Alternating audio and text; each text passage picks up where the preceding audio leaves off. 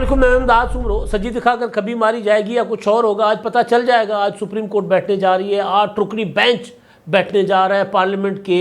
قانون سازی کے اوپر۔ پارلیمنٹ جو قانون بنایا چیف جسٹس کے اختیارات کے اوپر، اس پر ایک درخواست آئی تھی، ایک نہیں کئی درخواستیں آئی تھیں۔ سپریم کورٹ کے چیف جسٹس نے 8 رکنی بینچ بنا کر آج اس کو سماعت کے لیے مقرر کر دیا۔ آج سماعت ہوگی۔ ایک معاملہ یہ ہے، اور ظاہر ہے حالات جو ہیں وہ پاکستان میں ایک عدالتی فیصلے کی وجہ سے دن بدن دگرگو ہوتے جا رہے ہیں، اور اس کے اوپر پھر ایک کے اوپر ایک عدالتی فیصلہ آ رہا ہے۔ جیسے کوئی عدالتی فیصلہ آتا ہے سیاسی معاملے میں، پارلیمنٹ کے معاملے میں، حکومتی معاملے میں، انتظامی معاملے میں، بحران مزید سنگین ہوتا جا رہا ہے۔ یہ بحران شروع ہوا تھا مئی 2022 میں 63A کی تشریح۔ ویسے تو یہ عثمان بزدار کو یا عمران خان صاحب کو پنجاب دے کر 2018 میں تب سے بحران شروع ہوا ہے۔ تو میں اکثر ایک گزارش کیا کرتا ہوں، جب عثمان بزدار صاحب کو پنجاب میں لایا گیا تھا، لا کر بٹھایا گیا تھا، پنجاب کی پاپولر جماعت مسلم لیگ نون کو پیچھے کر کے ان کا مینڈیٹ چرا کر عمران خان صاحب کو کے حوالے کیا گیا تھا پنجاب، تو میں نے اس وقت بھی کہا تھا کہ پنجاب سیاسی لاوارث بن چکا ہوا ہے پہلی بار تاریخ میں، ورنہ چھوٹے صوبے جو ہیں وہ سیاسی لاوارثی کا گلہ کرتے تھے، روتے تھے، پیٹتے تھے۔ پنجاب نے کبھی ایسی لاوارثی نہیں دیکھی جو گزشتہ 5 سال سے دیکھی ہے۔ یہاں تک کہ جب ذوالفقار علی بھٹو شہید کو قتل کرنے کے بعد یہ فیصلہ کیا گیا تھا کہ پنجاب پیپلز پارٹی کو واپس نہیں ملے گا، تو اس کے بعد بھی پنجاب نے نواز شریف صاحب کو کے حوالے ہوا پنجاب، لیکن اس کے بعد بھی پنجاب نے یہ دن نہیں دیکھے تھے جو آج دیکھ رہے ہیں۔ آج پنجاب ہے جو ایک لمحہ سکون کا، سکھ کا نہیں دیکھ پا رہا، اور دوسری طرف چھوٹے صوبے ہیں، خاص طور پر سندھ ہے۔ کے پی کے کا بھی وہی اشارہ ہے، کیونکہ کے پی کے عمران خان صاحب کے سونامی سے متاثر ہوا تھا۔ تو سندھ ہے، وہاں پر روزانہ اچھی اچھی خبریں آ رہی ہیں۔ کل پھر ایک بڑی خبر آئی، اور وہ خبر یہ تھی کہ سندھ اب جو ہے وہ بجلی کے متعلق اپنے فیصلے خود کرے گا۔ بجلی پیدا تو خود کر رہا ہے، لیکن بجلی کے جو قیمتیں ہوں گی اس کا تعین بھی وہ صوبہ اب خود کرے گا۔ یعنی وہ باقی صوبوں سے اور خاص طور پر پنجاب سے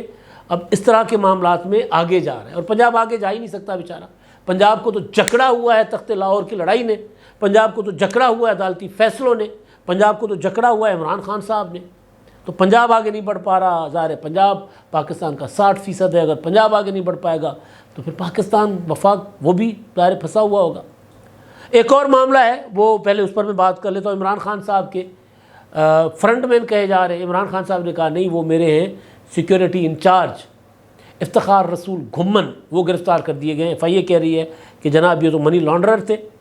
انہوں نے بڑے پیمانے پر منی لانڈرنگ کی ہے، عمران خان صاحب تک ان کے تانے بانے جاتے ہیں، لہذا ان کو اسلام آباد سے گرفتار کر لیا گیا ہے۔ عمران خان صاحب نے ایک ٹویٹ کیا کل، اور انہوں نے کہا کہ جی جس طرح علی امین گنڈاپور کو عدالت سے اندر سے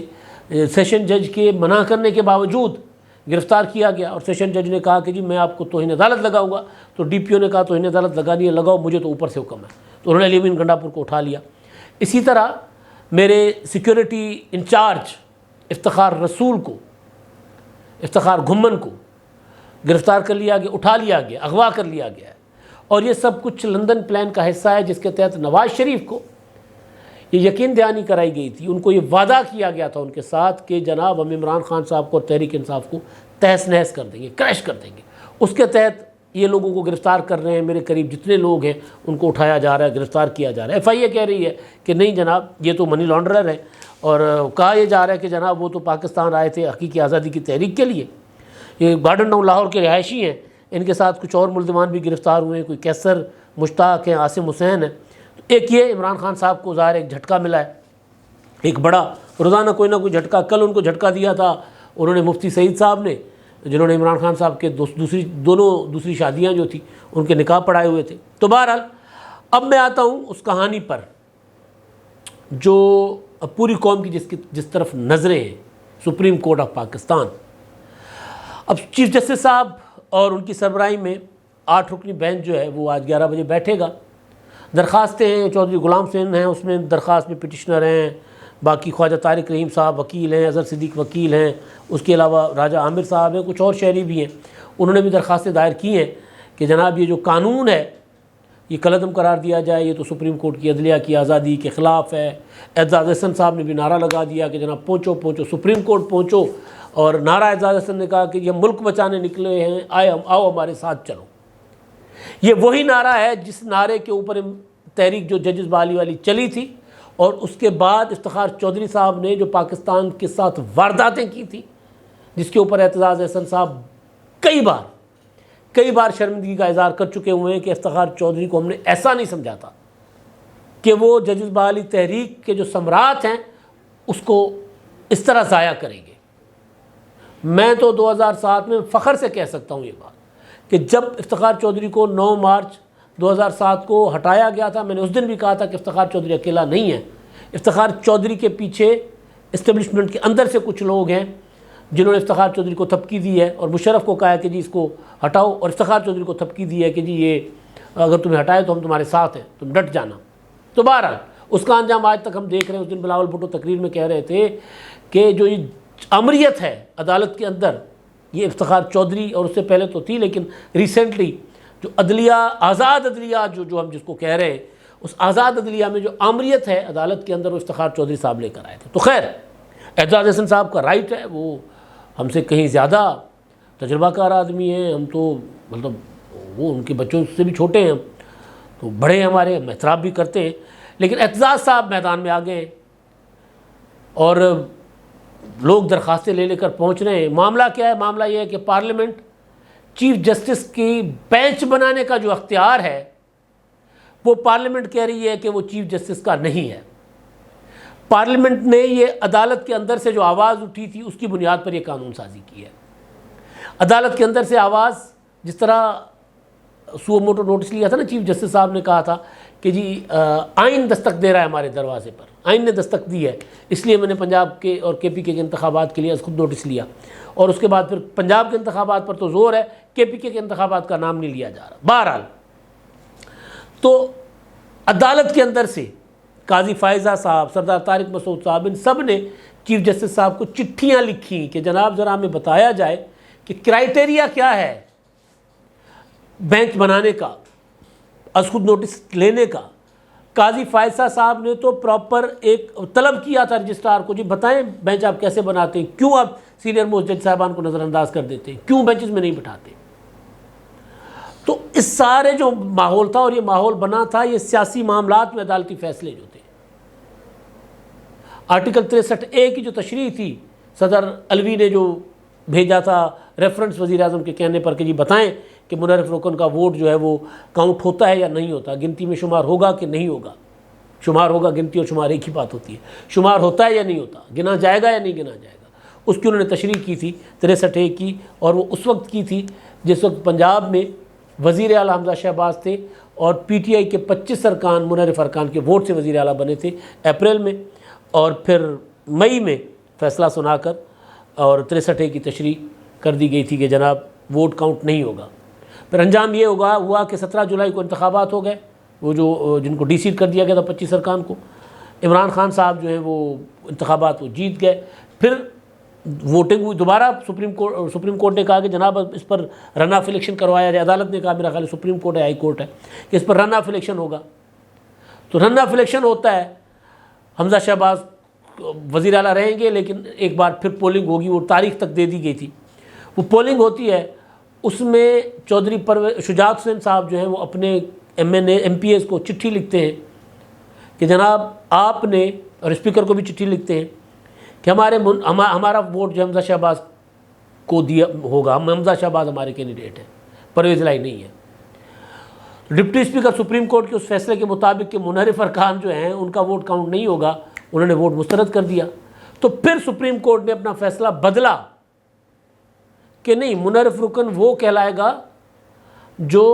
پارلیمانی پارٹی کے سربراہ کے فیصلے کے خلاف جائے گا۔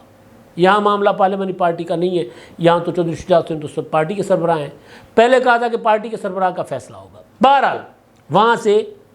صورتحال خراب ہو گئی، وہاں سے بحران پیدا ہوا، اور اس کے بعد جتنے سیاسی معاملات آئے 3 یا 5 رکنی بینچ بنا، جس میں میجورٹی ہم خیالوں کی رہی۔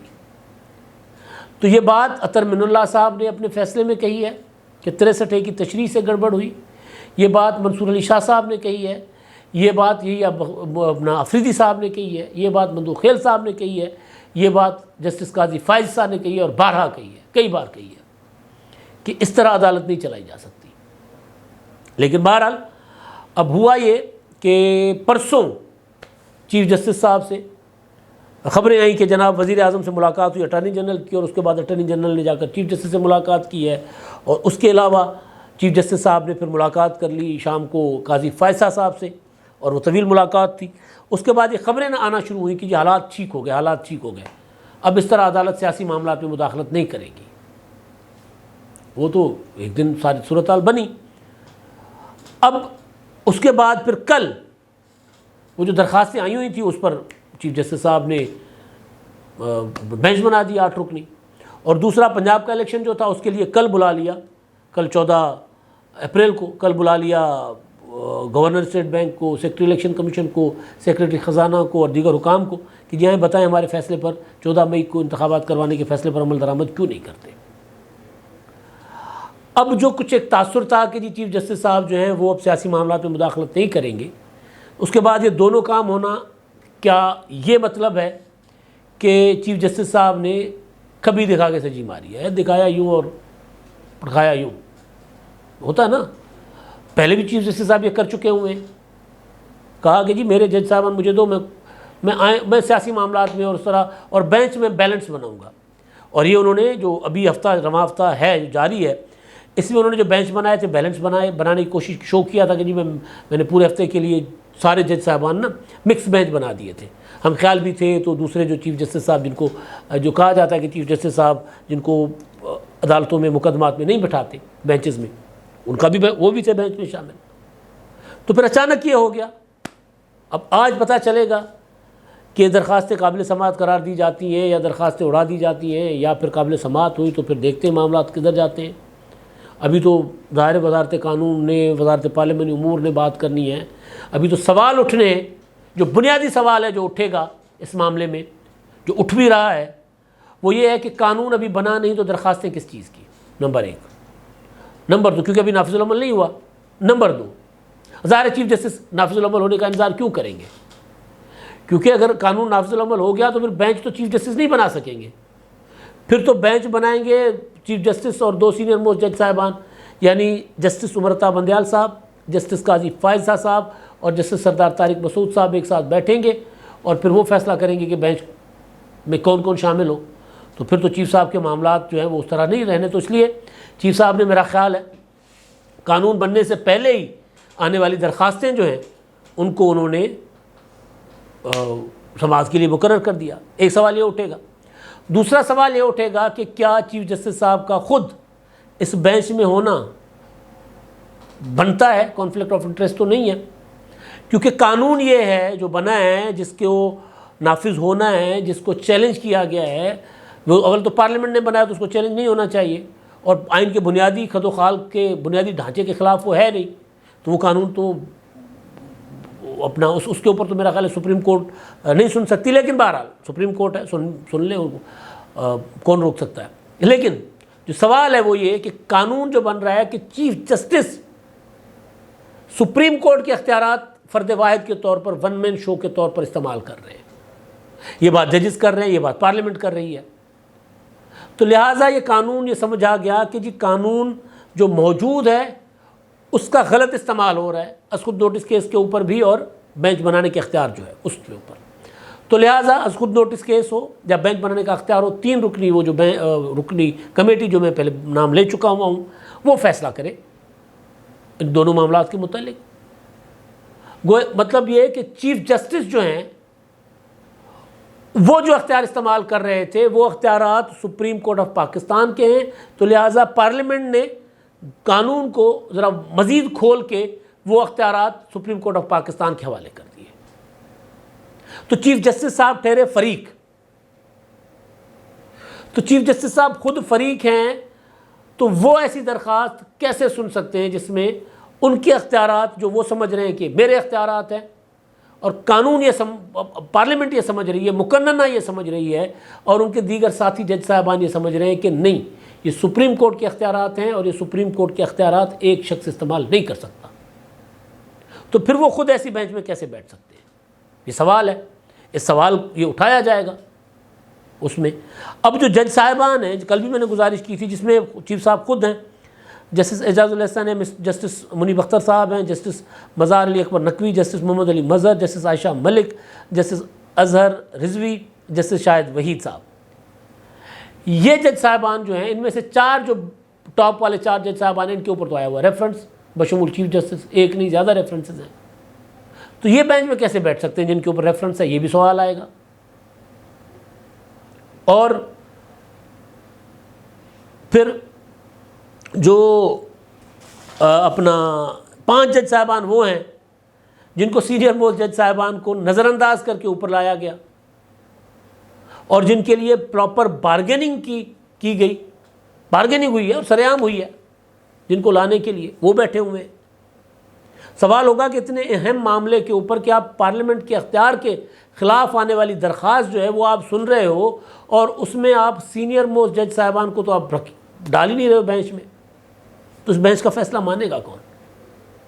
یا وہ جیسے کل میں نے کہا تھا کہ ہو سکتا ہے جناب درخواستیں خارج کر دی جائیں. اب آخر میں نے شروع میں تو گزارش کر لی تھی، ابھی آخر میں وہ میں دوبارہ کہ اس سارے فسادات سے، سارے جھمیلوں سے، بحرانوں سے دور سندھ میں، وہاں پر پہلے ٹرانسمیشن لائن بچھائی گئی، پہلے بجلی بنائی گئی الگ سے، اپنا نیشنل ٹرانسمیشن لائن کے علاوہ صوبے نے اپنی ٹرانسمیشن لائن بچھائی. صوبہ اپنے ایئرپورٹس بنا رہا ہے، ایئرپورٹ بنا تھرپارکر میں. اب صوبائی حکومت نے ایک قانون جو ہے وہ کابینہ نے منظور کر لیا ہے Sindh electric power regulatory authority کا، جو اس کا مقصد یہ بتایا جا رہا ہے کہ اپنے صوبے کے عوام کو سستی بجلی دی جائے. ادھر تھوڑا تھوڑا کام ہو رہا ہے اور ادھر تھوڑا کر کے تباہی پھیلائی جا رہی ہے، اور وہ بھی عدالتی فیصلوں کے ذریعے. اب تک کے لیے اتنا ہی. اللہ حافظ.